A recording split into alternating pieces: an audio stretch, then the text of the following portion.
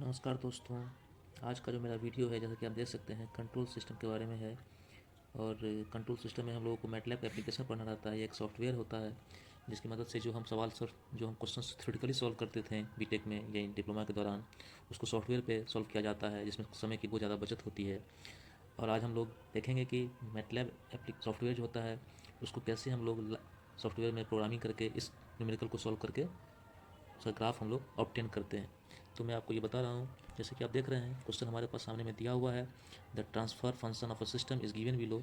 Ji S equal to 8 into S plus 3 into S plus 4 upon S into S plus 2 into S square plus 2 S plus 5। और जो question पूछा है इसने हमसे, determine the poles and zeros and show the pole zero configuration in S plane, यानी कि मुझे ये ग्राफ की मदद से इसका पोल जीरो कॉन्फ़िगरेशन शो करना है, दिखाना है ग्राफ पे कैसे दिखेगा। तो जनरली हम लोग जब बीटेक करते थे या डिप्लोमा किए हुए होंगे जो भी, तो उसमें क्या होता था कि हम लोग ग्राफ की मदद से पहले सॉल्व करके ग्राफ पे प्लॉट करते थे, फिर इसका जीरो फाइंड करते थे।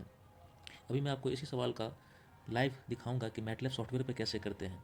ठीक है, मोबाइल की मदद से ही कैसे कर सकते हैं वो दिखाता हूँ। ये मेरा पहला क्वेश्चन है, तो मैं आज इस पर पहला वीडियो भी बना रहा हूँ। जो आप लोग अच्छा लगेगा तो ज़रूर लाइक और सब्सक्राइब कीजिएगा मेरे चैनल को। तो जैसा कि आप देख रहे हैं यहाँ पर जो जी एस ट्रांसफर फंक्शन दिया है उसमें न्यूमरेटर और डिनोमिनेटर है। इसको हम लोग पहले, इसमें जो रूल है इसको पहले असाइन करेंगे एक किसी वैल्यू से, और फिर इसको सॉल्व करेंगे न्यूमरेटर को और डिनोमिनेटर को अलग अलग। मान लेते हैं कि मैं न्यूमरेटर के लिए हम स्मॉल पी वन से असाइन करते हैं और इसको सॉल्व करते हैं।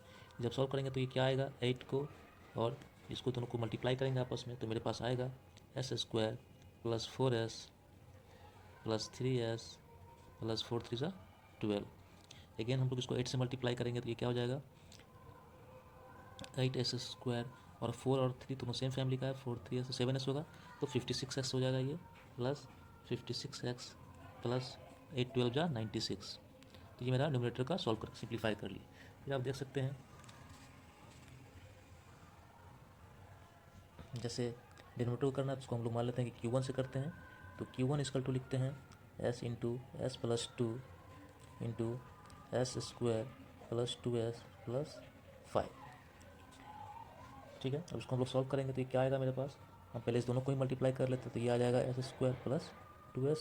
फिर इसको अगेन मल्टीप्लाई करेंगे, इसको लिख देते हैं as it is 2s plus 5।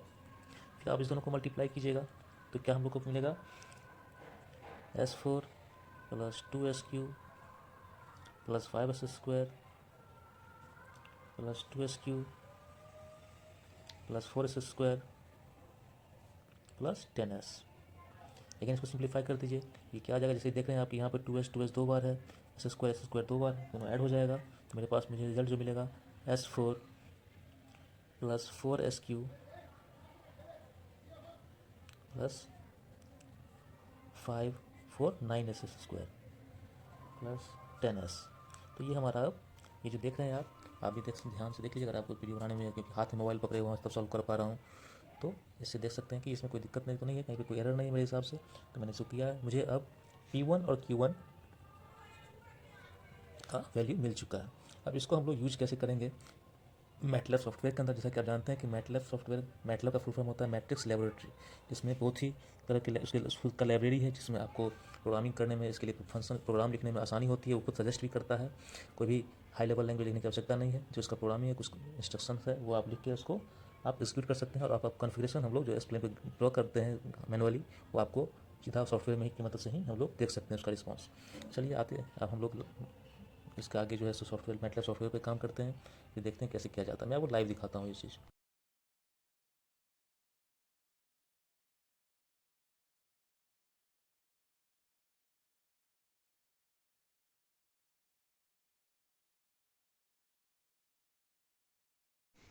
Okay दोस्तों, तो जैसा आप देख रहे हैं कि मैं अपने मोबाइल का स्क्रीन रिकॉर्डिंग ऑन कर चुका हूँ, और मैंने जो क्वेश्चन सॉल्व किया था पेपर पे उसका मैं आपको इमेज दिखा देता हूँ। उसका स्क्रीनशॉट लेके रखा हुआ हूँ। देख सकते हैं कि ये जो मेरा ट्रांसफ़र फंक्शन था उसको मैंने न्यूमरेटर डिनोमिनेटर के रूप में सॉल्व कर लिया था, जहाँ पे मैंने न्यूमरेटर को वेरिएबल P1 से डिनोट किया है और डिनोमिनेटर को Q1 वेरिएबल से डिनोट किया था। अच्छा, हम चलते हैं मैटलैब सॉफ्टवेयर के ऊपर, कैसे उस पर हम लोग प्रोग्रामिंग लिखेंगे, फिर उसको कैसे करेंगे वो देखेंगे हम लोग। जैसा कि आप देख सकते हैं कि यहाँ पे मैटलैब सॉफ्टवेयर इंस्टॉल है मेरे मोबाइल में, मैं इसको ओपन कर रहा हूँ। अब ये अपने आप को मैथवर्क्स के क्लाउड से कनेक्ट कर रहा है, जो कि मैटलैब मैथ्सवर्क कंपनी का है बनाया हुआ सॉफ्टवेयर। अब इसमें जब भी आप ओपन कीजिएगा तो आप देख रहे होंगे कि ये जो स्क्रीन है इसमें डबल ग्रेटर देन का साइन पहले से आ रहा है। तो इसका कमांड लिखने का यही तरीका है, जब इसमें कमांड लिखते हैं हम लोग, ये प्रोग्रामिंग करते हैं सॉफ्टवेयर पे, तो ये इसकी डबल ग्रेटर देन के बाद ही स्टार्ट होता है। इसलिए उसने खुद अंडरस्टैंड किया हुआ है, उन्होंने सेट करके रखा है ऐसा कि वो आप सीधा कमांड लिख सकें, वो आपको टाइप करने की आवश्यकता उसको नहीं है। जैसा कि आप मेरा कीबोर्ड देख सकते हैं कि मेरा कीबोर्ड कुछ अलग दिख रहा है। तो रीज़न ये है कि मैंने अपने कीबोर्ड को मैटलैब के हिसाब से एक्टिवेट किया हुआ है। ये आप भी अपने मोबाइल में कर सकते हैं। बस आपको सिंपली स्क्रीन लाइन पे जाना है लेफ्ट साइड में, और आप सेटिंग में जाइएगा, यहाँ से सेटिंग जाकर मैटलैब कीबोर्ड पे जाएगा, इसको इनेबल कर दीजिएगा। तो वहाँ से फिर आपको अपने बैक में सेटिंग में, मोबाइल की सेटिंग में जाके मैटलैब कीबोर्ड को सेलेक्ट करना होगा। ठीक है, तो ये आप आ सकते हैं इस तरीके से। चलिए मैं फिर से वहाँ मेन पेज पे आ गया हूँ। अब मेरा जो क्वेश्चन था जिसको मैंने आपको दिखाया हुआ है, एक बार फिर से आपको मैं दिखाना चाहूँगा, अगर संभव है कि मैंने क्वेश्चन सॉल्व करके क्या हुआ था, जो इसमें गैलरी नहीं आ रहा। ठीक है, तो मैं यहाँ से आपको दिखा सकता हूँ एक बार फिर से। मैंने जो फोटो यहाँ पर रखा था, जो मेरा सॉल्व है वो देख रहे हैं कि P1 जो मेरा वेरिएबल असाइन किया हुआ न्यूमरेटर को, उसको सॉल्व होने के बाद 86² प्लस 56s प्लस 96 आया हुआ है, जो ऑलरेडी डिसेंडिंग ऑर्डर में मैंने सजा के रखा हुआ है।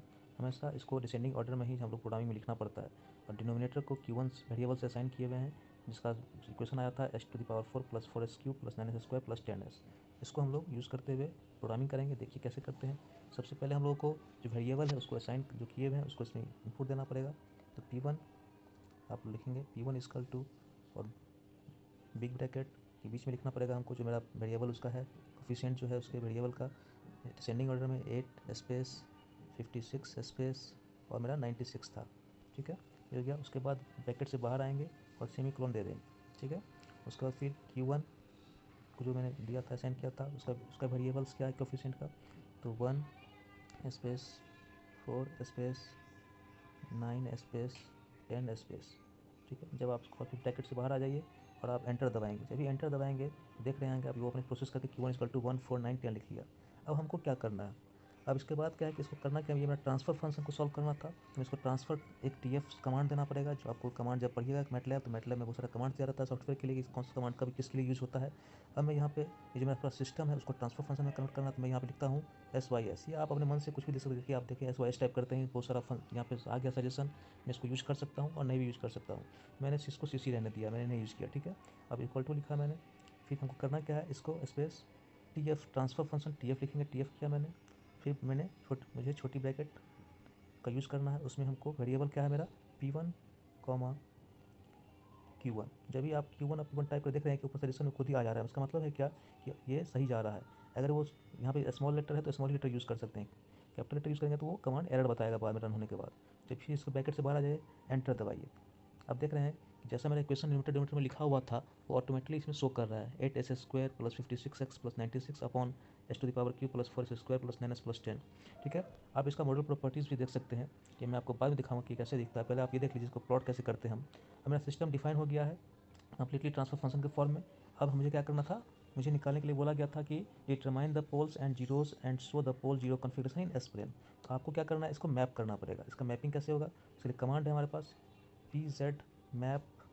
देख लीजिए आ गया अपने आप सजेशन में आपका। ये इसकी खासियत है कि आपको ज़्यादा बस इलेक्ट्रिक टाइप करके सजेशन आ जाएगा क्या करना चाह रहे हैं आप। स्पेस फिर छोटी ब्रैकेट, उसमें हम लोग लिखेंगे किसका डिफाइनेशन किया हुआ है, मैंने सिस को डिफाइन किया हुआ है SYS। इस ट्रांसफर फंक्शन का हम लोग को मैपिंग चाहिए। इसके बाद एंटर दबा दीजिए, देखिए रन होने लगा, ये ऑटोमेटिक कुछ सेकंड का टाइम लगा और मेरा यहाँ पे नीचे की तरफ मैप आ गया। मैं इस पर टच करूँगा तो देखेंगे आप टच करने पे ये मैप मेरा खुल जा रहा है। ठीक है, अब आप देख रहे होंगे जहाँ जहाँ जीरोज़ आ रहा है, अब रिसाइज करता हूँ मैं, जहाँ जहाँ जीरो बना हुआ है ब्लू टाइम से वो इसका जीरोज़ है, जहाँ जहाँ क्रॉस आ रहा है वो क्या वो उसका पोल्स है। तो जहाँ पर जैसे आप देख सकते हैं -3 के सामने है तो ये इसका एक जीरोज़ है, -4 के सामने है तो ये इसका एक जीरोज़ है। बाकी जहाँ क्रॉस दिख रहा है वो उसका, जहाँ क्रॉस दिख रहा है आपको वो क्या है, उसका पोल्स है। तो इस तरीक़ा से आप जो इनको ये ग्राफ के बारे में नॉलेज है वो जानते होंगे ये कैसे जीरोज़ और पोल्स को प्लॉट किया जाता है। ठीक है, मैं इसको बैक करता हूँ, आप क्लियरली देख सकते हैं ये कैसा है। तो ये मैप प्लॉट हो गया। इसी तरीक़ा से हम लोग प्रोग्रामिंग कर सकते हैं। ठीक है, तो मैं इसको बैक कर रहा हूँ। कुछ अलग तो देखते हैं, अगर मुझे इसी फंक्शन का बोर्ड प्लॉट देखना है तो मैं यहाँ पे क्या लिखूँगा, बोर्ड आ गया। फिर सिस्टम में डिफाइन करना है, सिस्टम को फिर से मैं डिफाइन कर दूँगा SYS। और फिर यहाँ से जाने के बाद मैं फिर एंटर दबाऊँगा, सॉरी गलती हो गया, SYS फिर से एंटर दबाऊँगा। और देखिए रन हो रहा है ये, और देखिए बोर्ड डायग्राम आ गया। तो आप देख सकते हैं बोर्ड डायग्राम ये दिखा रहा है हमको फिर से। इस हिसाब से हम लोग इसका बोर्ड प्लॉट कर लिए। जबकि जब हम लोग जब बीटेक करते हैं उसमें जब थ्योरेटिकली सॉल्व करते हैं तो बहुत सारा दिमाग लगा के उसको प्लॉट करना पड़ता है और ये थोड़ा सा टफ भी माना जाता है करने के लिए, जिसमें एरर होने की संभावना ज़्यादा रहती है। लेकिन ये देखिए सॉफ्टवेयर मैटलैब की मदद से हम लोग कितनी आसानी से इसको कर पा रहे हैं। ठीक है, अब मैं आपको दिखाना चाहता हूँ कि जो ये प्रोग्राम इतना कम समय में कर लिया, अगर इसको रियली में प्रोग्रामिंग करके करना रहता तो कितना टाइम लगता है। अब इसका मॉडल प्रॉपर्टीज़ देखिए, देखिए ये कितना लंबा प्रोग्राम को ये एसक्यूएल कितना सिंप्लीफाई किया, ये कितना फंक्शन को सॉल्व किया है, एग्जीक्यूट किया है। अब देखिए ये आपको दिख रहा है स्क्रीन पे इसका मॉडल प्रॉपर्टीज़ में कि ये इतनी सारी चीज़ों को लेके बाद ये सारा फंक्शन ये काम कर रहा है। ठीक है, तो इसको इतना प्रोग्राम मुझे लिखने की आवश्यकता नहीं है, मैटलैब खुद ही अपने आप पर ये कर लेता है और यही इसका खासियत है। ठीक है दोस्तों, थैंक यू। अगर आपको पसंद आए तो मेरा वीडियो लाइक और सब्सक्राइब जरूर कीजिएगा। धन्यवाद।